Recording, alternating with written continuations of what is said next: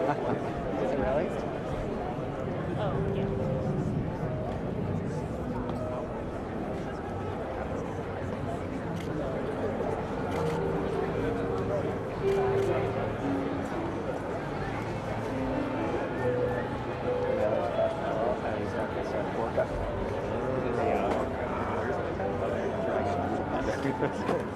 I got you on your video. Yes, awesome. It's only raining a little on us. I'll in the back. Yeah.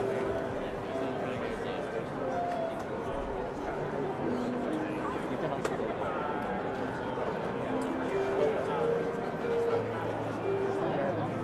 So I'll pull down your lever. Yeah, go over there. Yeah.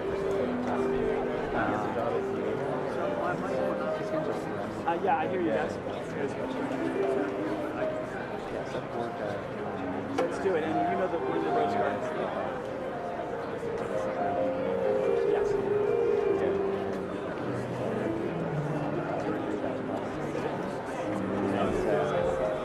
Yeah, I'm gonna stop. I'm gonna stop briefly for like maybe 2 seconds.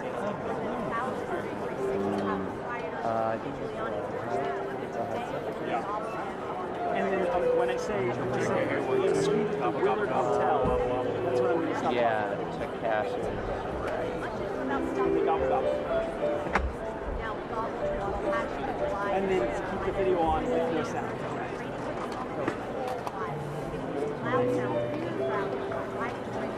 Okay, perfect.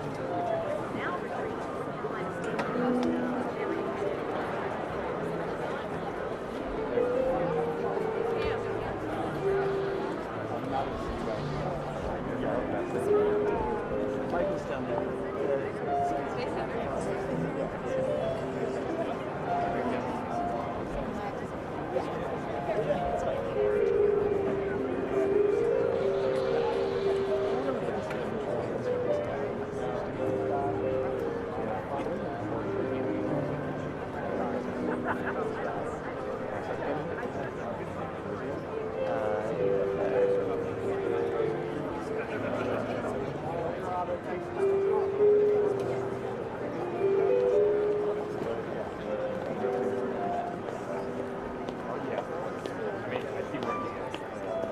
Allison's not really never in the shot.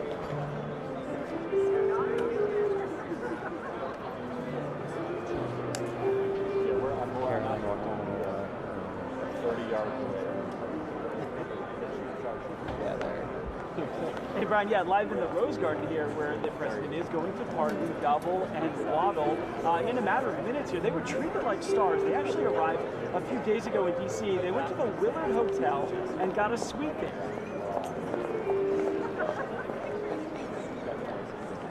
Well, you see about an hour ago.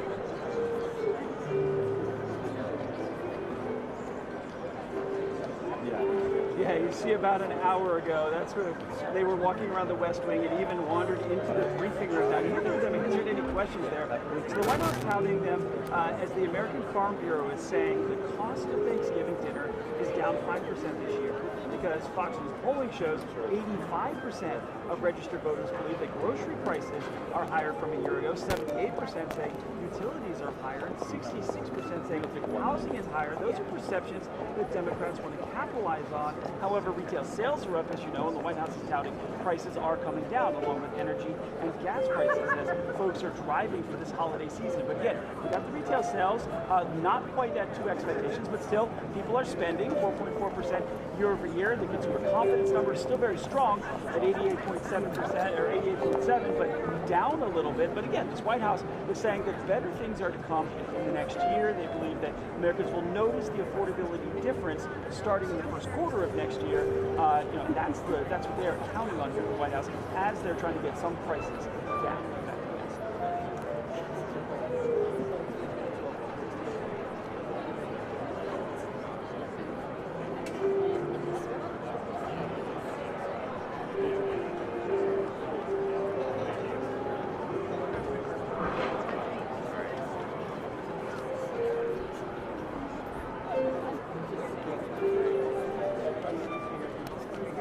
Yeah, we're switching. Yeah. I'm going out straight out. Yeah.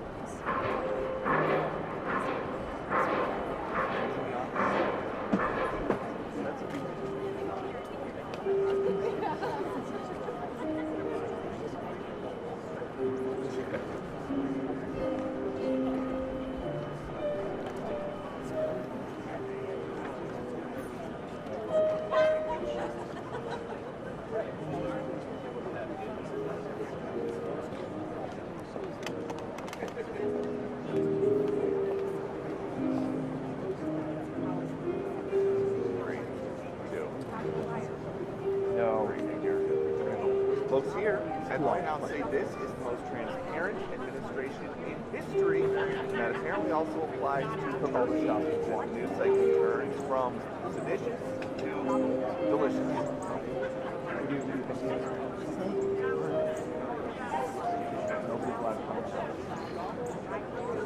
We've had family in town before. Kind of a tough room in there, tough turkeys. Kind of a tough room in there, tough turkeys. We are now in the midst of big food holidays. We know how President Trump feels about fish. Well, the voters. And we know how the president feels about red meat. But what about turkey? So surprised. Controversial one in history. Tough on turkey. Richard Nixon, Patty Hearst, Lago, all got presidential pardons, but none of them got to stay at the fancy Willard Hotel across the street the night before their presidential pardon, like Waddle and Goblin. Head out there. People are running children.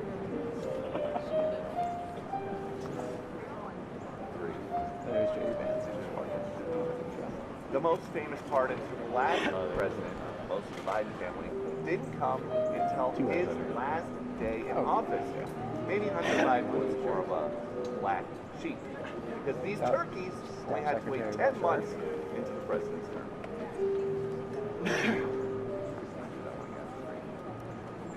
The most famous pardons from the last administration, most of the Biden family, didn't come until the last hours of his last day in office.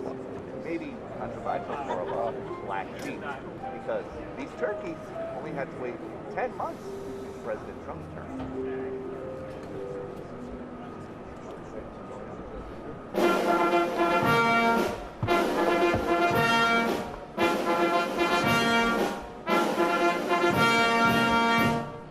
Ladies and gentlemen, the President of the United States and First Lady Melania Trump.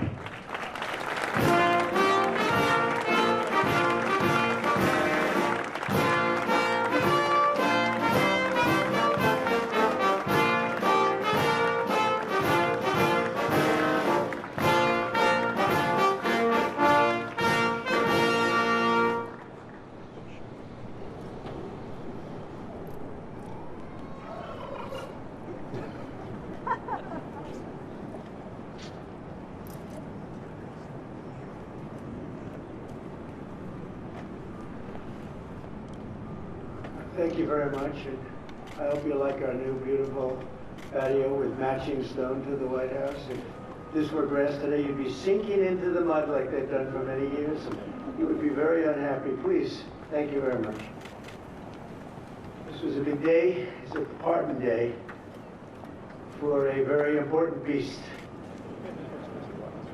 On behalf of the First Lady and the entire Trump family, I want to wish all Americans a very, very happy Thanksgiving. It's a great time of the year, and our country is doing really well, economically, like we've never done before. Today, we continue a time-honored American tradition. Well, that's a well-trained turkey. See how happy he is? In a few moments, I will grant a full, absolute, and unconditional presidential pardon to two handsome Thanksgiving turkeys. And this is their lucky day. This is a lucky day for them. But before going any further, I want to make an important announcement, because you remember last year, after a thorough and very rigorous investigation by Pam Bondi and all of the people at the Department of Justice, the FBI, the CIA, the White House Counsel's Office, and the Department of Everything. We have a Department of Everything. You know what that is? I think that's called the White House. Into a terrible situation caused by a man named Sleepy Joe Biden. He used an auto pen last year for the turkey's pardon. So I have the official duty to determine, and I have determined that last year's turkey pardons are totally invalid. as are the pardons of about every other person that was pardoned other than, where's Hunter? No, Hunter's was good. That was the one pardon, Pam, that was good, right? The rest of them are all invalid. I don't know what the hell you're going to do about that, but that's, now we're going to take a little of the joking. That is a mess. But they're hereby null and void. The turkeys known as Peach and Blossom last year have been located, and they were on their way to be processed. In other words, to be killed. But I have stopped that journey, and I am officially pardoning them, and they will not be served for Thanksgiving dinner. We saved them in the nick of time. This one has plenty of time, but they were saved in the nick of time.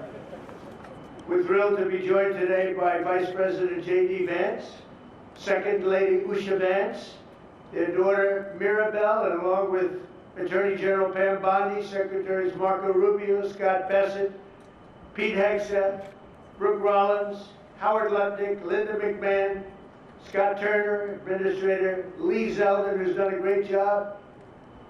A nuclear power plant gets approved in less than a week. Okay? I'm only kidding, but pretty close to that. And we have more. Where's Lee? Stand up, Lee. One of my great superstars. Thank you. Used to take 20 years before you got rejected when you put in an application. Now we're doing them in a matter of weeks, right? And that's why we have the biggest plants anywhere in the world. We're leading in AI. We're leading in everything. Our auto plants are pouring back into our country. Where do you see the jobs coming with them? But many of them are under construction, but Lee's done a great job of getting those approvals. I appreciate it very much. FBI Director Kash Patel has been very busy doing a great job. Also, thank you, Kash. Along with members of, see, you got a follower, Kash. Along with members of Congress, and in particular, I want to mention Jason Smith and David Rozier.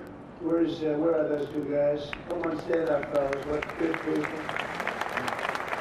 Jason knows more about the tax code than any living human being. He knows so much, we don't even want to hear about it, right? Too complicated. We're going to make it a simpler code. But we did in the great big beautiful bill. It was just passed. Your imprints all over that, and it's amazing. The biggest tax cuts in the history of our country for middle-income people. The biggest tax cuts in the history of our country for middle-income people, and the biggest jobs bill ever passed. And nobody thought we could get that one done. I'm glad. And we actually put 4 years, actually probably 8 or 10 years, but we put 4 years worth of material into one great, big, beautiful bill. So that worked out very well, and I want to thank everybody for working on it. JD, that was a great, we were going to do it in small bills. We're going to have 18 bills and do it along the process. I'm glad, Scott, that we got it done, because dealing with these Democrats, I think that was all one shot. But we have it all in one great, big, beautiful bill. Thanks as well to the chairman of the National Turkey Federation and the CEO of Butterball. That's a big deal. Jay Jandren. Where's Jay? Thank you. Stand up, Jay. Thank you very much. Along with his wife, Leslie, and their 3 children, as well as the farmer who raised these 2 magnificent birds, Travis Pittman, and Wayne County, North Carolina. I won Wayne County by a lot. That means you had to vote for Trump, I think. I won by 92%. I like Wayne County. They're doing all right, right? And this is like a record-setting turkey that's going to be saved. The turkeys being pardoned today go by the names of Gobble and Waddle. When I first saw their pictures, I thought we should send them, well, I shouldn't say this. I was going to call them Chuck and Nancy. But then I realized I wouldn't be pardoning them. I would never pardon those 2 people. I wouldn't pardon them. I wouldn't care what Melania told me. Darling, I think it would be a nice thing to do. I won't do it, darling.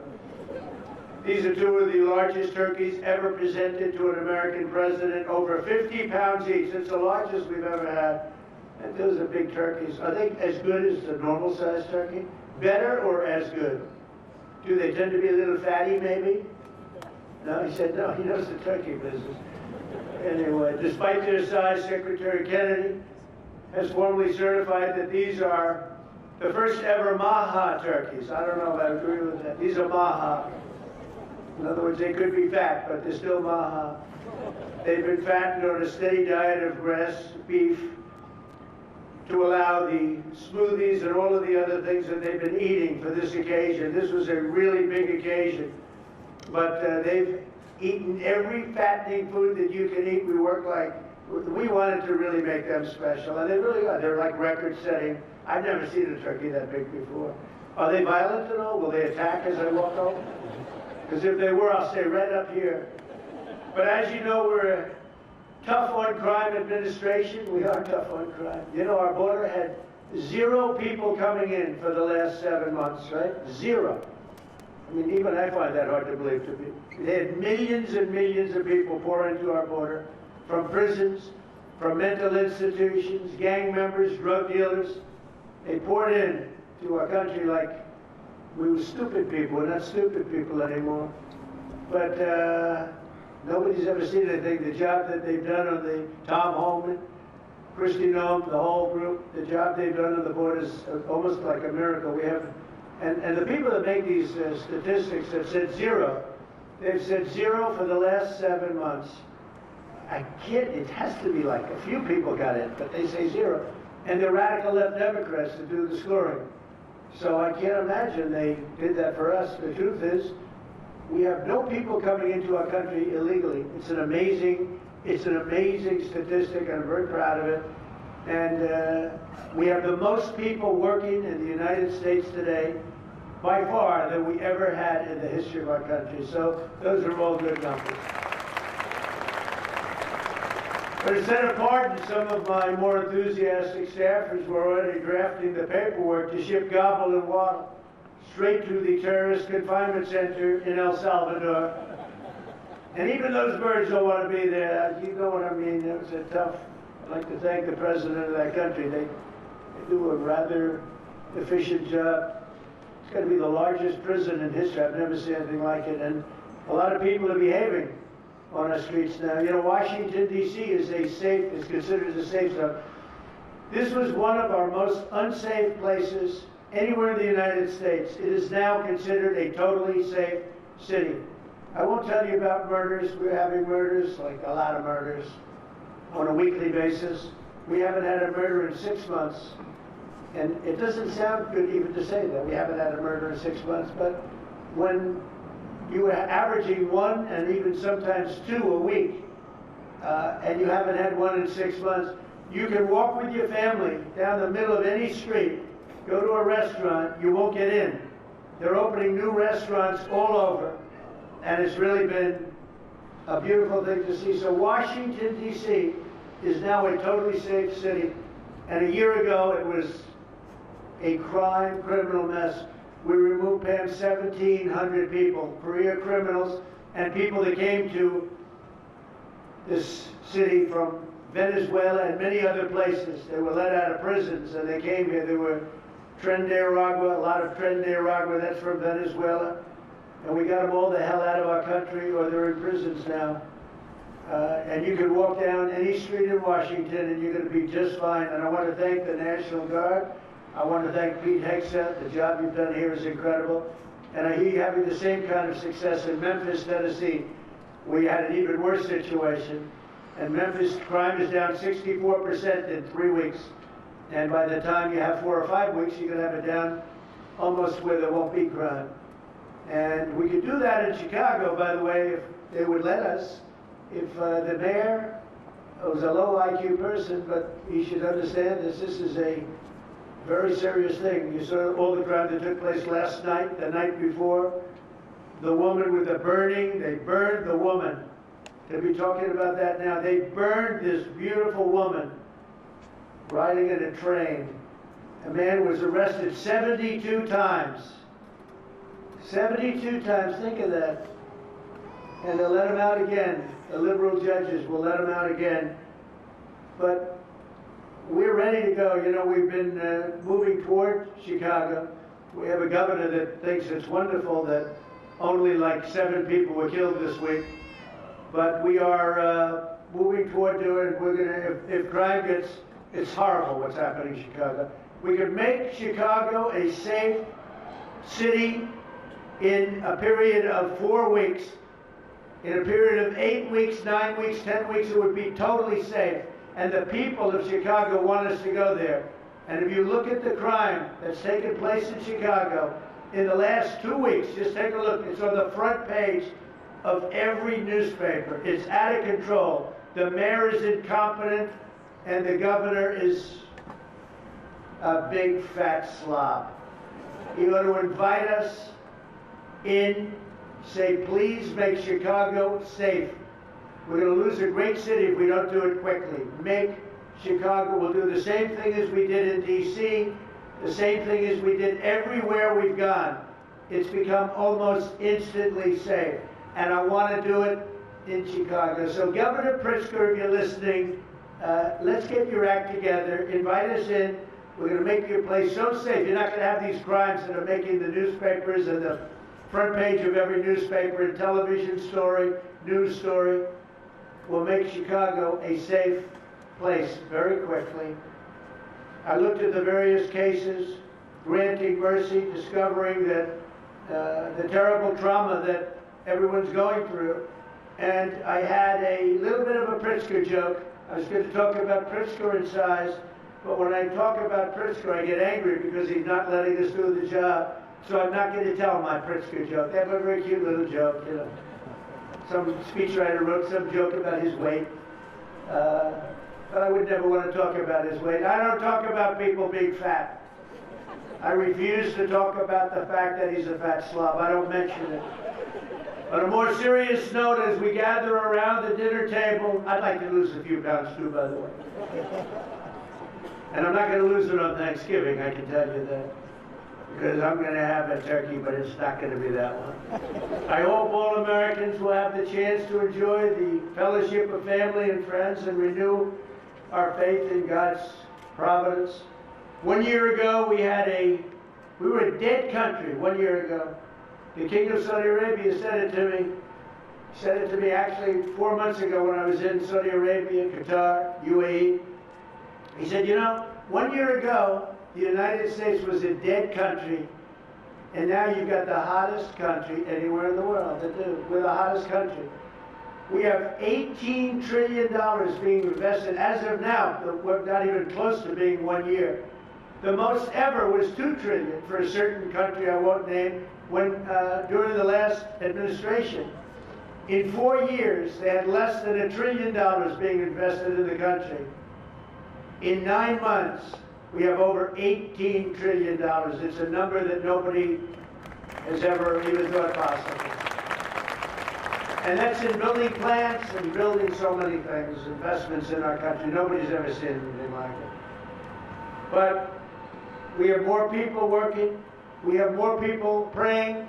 The churches are coming back. I don't know if you've been reading that story, but religion is coming back to America. Some people say, oh, why would you mention that? To me, that's a big deal.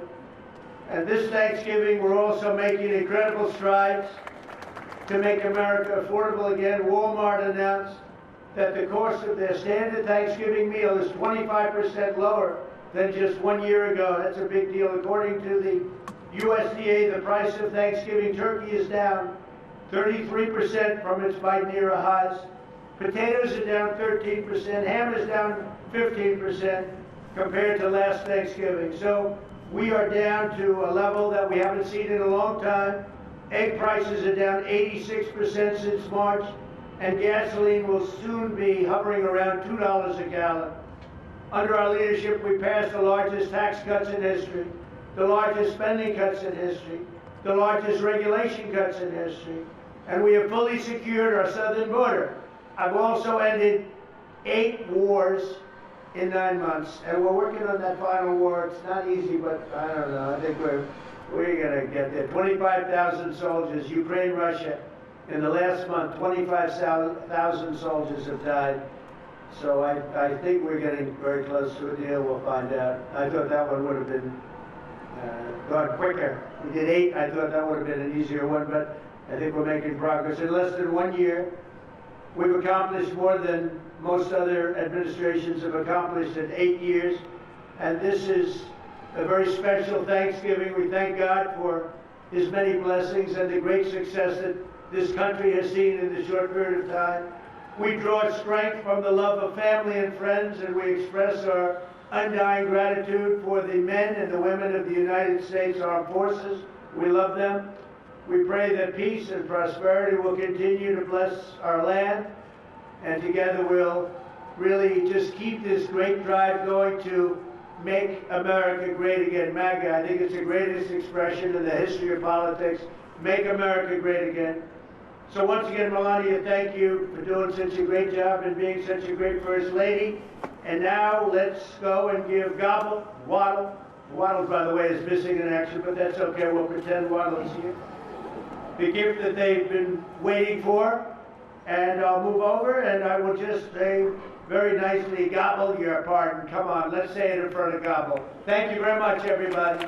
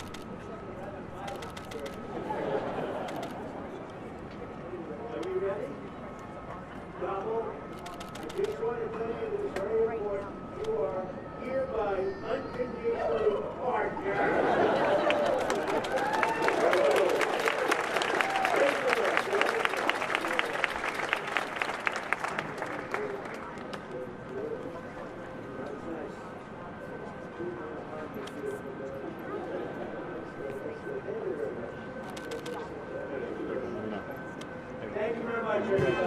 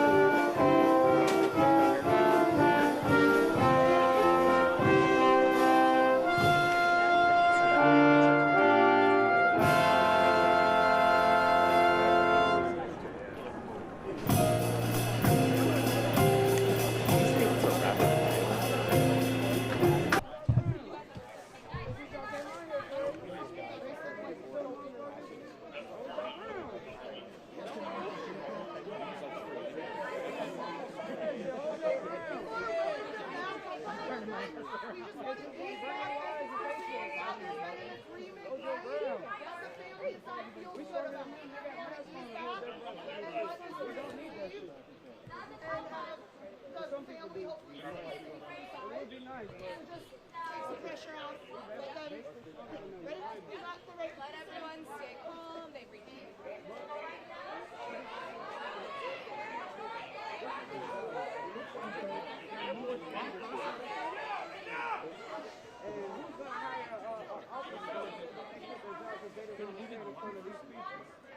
Nobody. They're going to get discriminated, so they have no choice what to stand here. Yeah. Well, let's make a lot of noise. Let's make a lot of noise. Respect to these officers, man.